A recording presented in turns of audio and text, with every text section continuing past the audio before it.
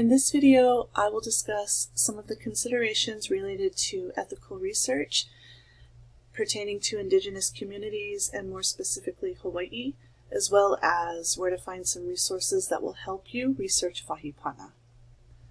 I'd like to begin this presentation with the following olelo no e au, a'ohe pau I ka ike I ka halau ho'okahi.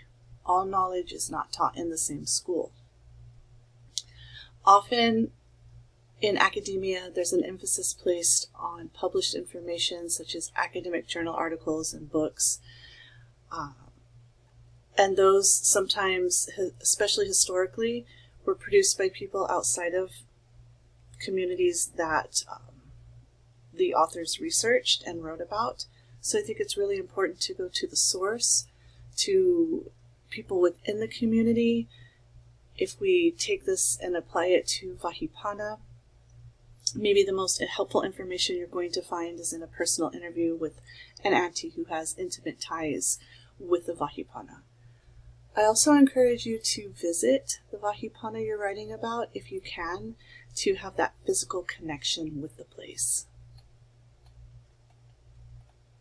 In Hawaii, protocol is important, and I encourage you to engage in some kind of protocol prior to researching and while researching wahipana. If you're new to protocol, this chant, E Ho Mai, was written by Edith Kanakaole as a means to introduce people into speaking the Hawaiian language. It's a well-known chant. It's easy to learn. I have a link to it so you can listen to it, but it's something that you can at least begin to practice as a way of engaging with the research and as a way of asking permission to begin the research. I really like this quote in regards to connecting knowledge and research to something spiritual and to ceremony. So you can take a minute and read this quote. This is from a slide that my oldest daughter in this picture presented as part of her master's project at Hilo. There are also some general questions that I think are important to ask when you're beginning research pertaining to an indigenous community, and especially if you're not part of that community. Should you do the research at all? How does your positionality affect the research? And are you following ethical research processes?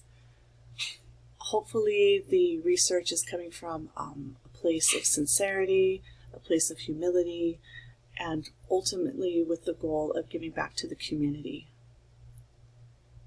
We're going to talk a little bit more about positionality. I have some links to help you better understand positionality that you can look at outside of this video. Once you understand more about positionality, you can practice writing a positionality statement if you feel that would be important for you.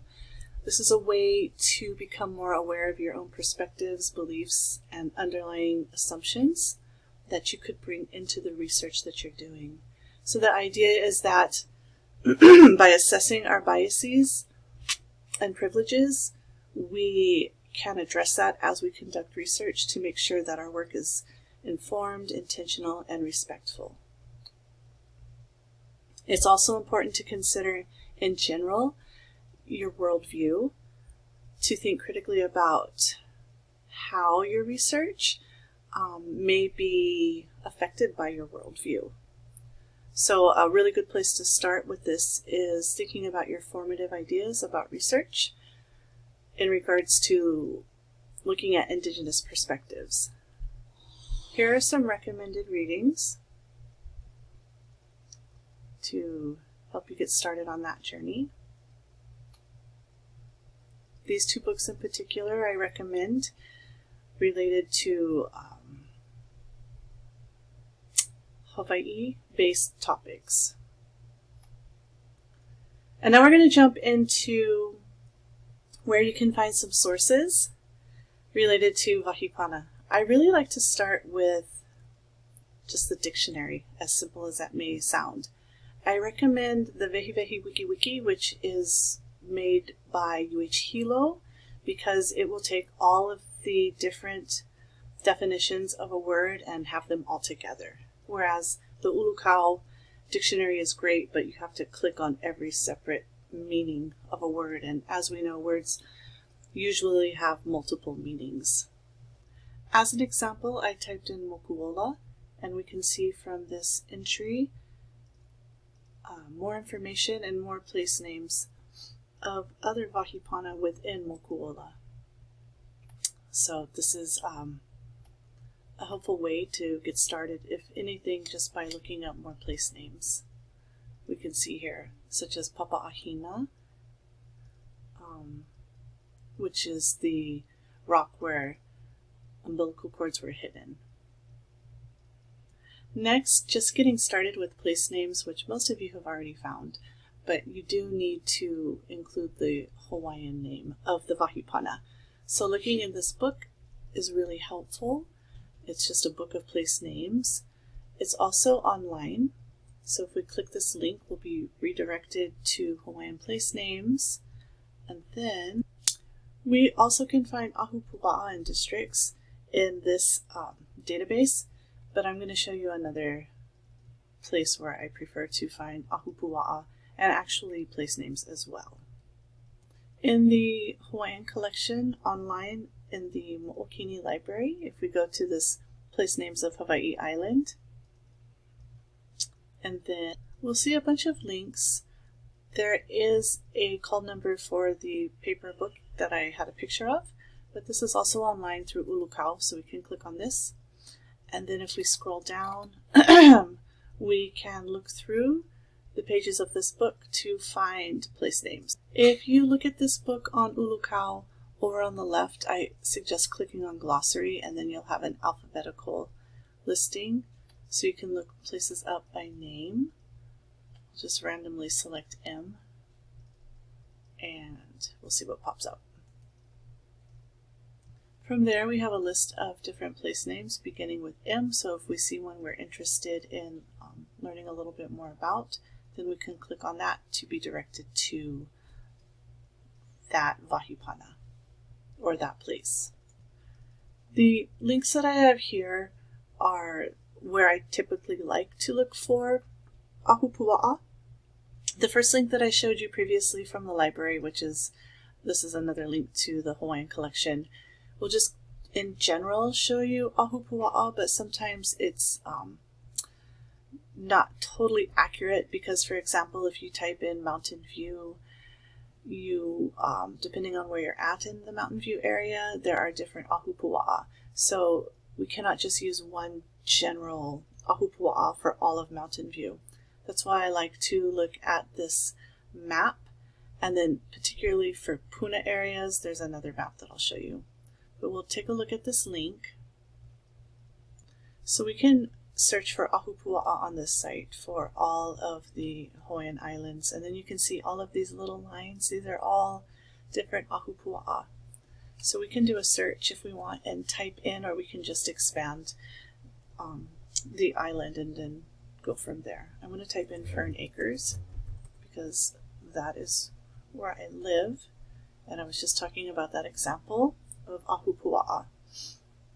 So if we look at this large chunk, most of Fern Acres is actually in Kea'au, the ahupua'a. So we can click over here and just click on this area, and it will show us that the ahupua'a is Kea'au, the moku is Puna, and the mokupuni or island is Hawaiʻi. But if we look, we'll click out of that. These streets that go almost down to the end, the last street in Fern Acres is Anthurium. So for me, I live in this section. So I'm on Pikake Street, but almost to the end. So I'm not actually in the Kea'au district, or I'm sorry, ahupua'a. So if I click here, then I can see that I am in this ahupua'a, not Kea'au. And then if I click over here, this is yet another ahupua'a that we can identify here. So I really like using this map to have a more accurate idea about ahupua'a. I also have a link to this map that identifies the ahupua'a of Puna, and this is a PDF that I downloaded, so you can zoom in or out to get a better view, but you can see there are a lot of ahupua'a, and that goes for all over the island, but this is again just focusing on Puna. This map was made by Drew Kapp and some other people. You may know Drew. He's a geography professor at our college. So this is also another useful resource if the Vahipana you are researching is located in the Puna district. While it's not a requirement for the paper, you may consider looking at wind and rain names. There are hundreds of wind and rain names in Hawaii on all of the islands. And this is a beautiful book that talks about the different rain names on the different islands. This is an article that explains a little bit more about this book by the authors. I also have links to rain names of Hawaii and wind names of Hawaii. We talked about the Hawaiian collection earlier in a separate video, so I encourage you to go back to that collection and go through the links. It's been updated with our new librarian. There's a lot of really helpful information, so I do encourage you to go back to the Hawaiian collection and take a look at all of the different information that's available for you there. I also encourage you to check out this podcast that Drew Kapp again, and then Lei, another person within our community. They've collaborated to put together this podcast that's been going on for several years now, and they talk about Vahipana. They interview people who are experts about Vahipana.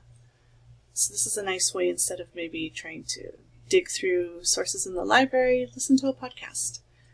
So here's an example of what this looks like. And I did a quick search for Moku'ola, and we can see that there is an episode about Moku'ola. It's part of a longer episode that talks about different places and the stories associated with those places in Hilo. So if you're writing about Moku'ola, I recommend this as a source for your research paper. And then I also recommend just doing a search to see if the Vahipana you're writing about has a podcast. So these are for Hawaii Island, though, to just keep that in mind.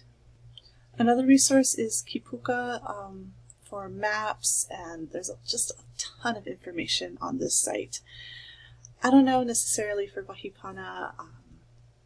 If you're familiar with this site, then it's, I would recommend using it. If not, there is a bit of a learning curve, but it really has a lot of helpful and useful information in general about Vahipana and just mapping the islands in general, as well as kind of doing genealogy research tied to land allotments and whatnot.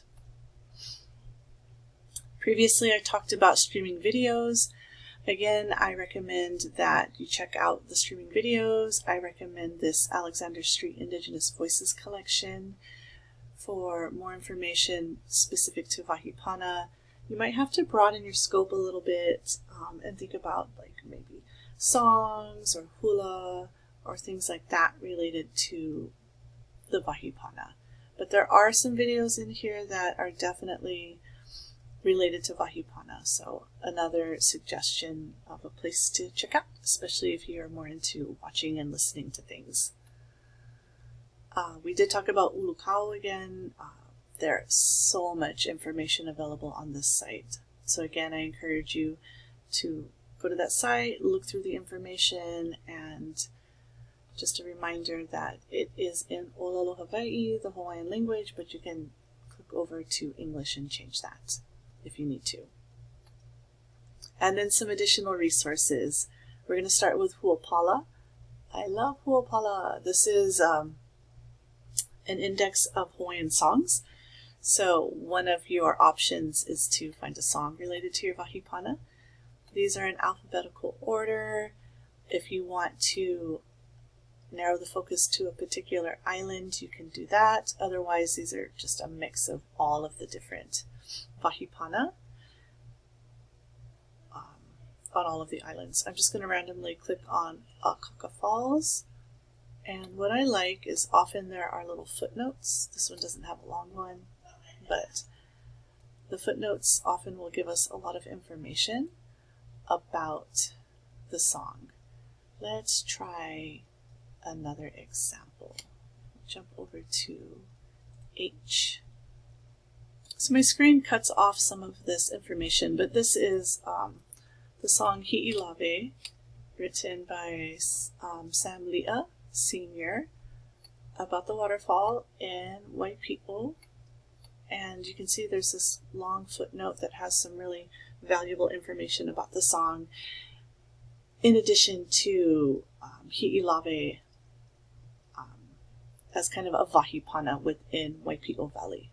So Huapala is a lot of fun, and I encourage you to look for a song related to your wahipana. Next, that takes us to Hawaiian Legends Index.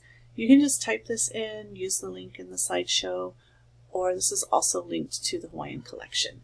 But this is a collection of legends that were digitized or just listed in some cases through UH Manoa. So you can just type in, I'm going to, whatever your place is, as a really general kind of search. Since we're just talking about Waipiʻo, I'm going to type that in, and then we can see all of these different sources. If there's a link, that's going to take us directly to the source. These are all older sources. There's no copyright infringement for these, so you can feel free to just use these and read these sources online and take information from them. I did a really general search. We could definitely narrow this down by maybe the title of a mo'olelo or a name of someone from a mo'olelo, but I just put Waipiʻo in this little, you'll see a little magnifying glass when you click on these online texts on the site. So if you type in what you're looking for, it will on the margin take you directly to that place or give you a summary and tell you the page number to look for. So this really saves time. Next we have the Hawaiian Legacy Foundation, and this was founded by Eddie Kamai here in the picture. He's sitting here with Sam Leah. We just talked about Sam. This is Junior though. Sam Leah Sr. wrote the song Hiʻilave. But Eddie Kamai and his wife Myrna, they started this foundation as a resource to educate people, more kind of cultural awareness about things related to Hawaii. There's a lot of information here. His songbook is online, which is really invaluable. And then there are also videos as well that you can look through. And we're going to end with this last site, Papakilo, which is a link to the Hawaiian language newspapers. Most of these are in Hawaiian, so you need to be able to read Hawaiian or find someone who can help you with that. There are some other sources in here that are in English, but mainly people come here to look at the newspapers when they're doing research, but another option for you. Lastly, I have a link here to Iola Haloa, the Center for Hawaii Lifestyles, located on the Manono campus in Hilo. A lot of resources here, a lot of help. This is where our peer mentor is located. If you're in Hilo, I recommend just stopping by.